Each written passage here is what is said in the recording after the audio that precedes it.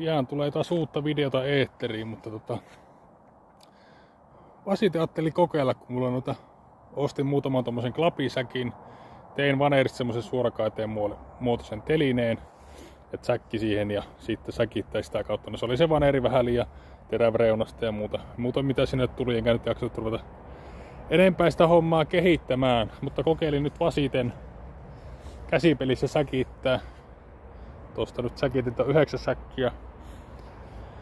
Niin kellotin tän viimeisen säkin, 10. säki, sillä että niinku käänsin noin nyörit tuonne melkein alas asti, sitten vaan rupesin pohjalta lappaamaan.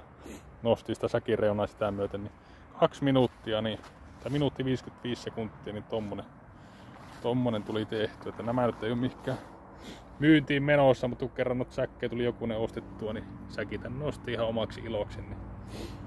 Niin. Et siinä mielessä, että jos olisi kunnon säkitysvehkeet ja muut, niin kun tuo säkittäminenkin varmaan jossain määrin olisi kannattavaa, että vaikka saisit 1 tai 2 euroa klapista enemmän kuin se on säkitetty. Jos vaikka säkittäisit 30 säkkiä tunnissa, niin jos saisit vaikka 1,5 euroa per säkki aina sitten enemmän.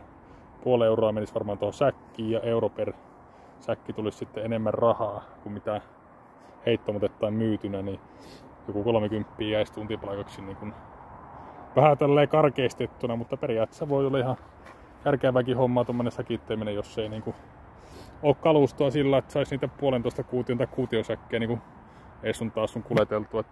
Tekee klapit kasalle ja säkittää niitä olla ja säkkinä nyt siitä on sitten helpompi käsitellä.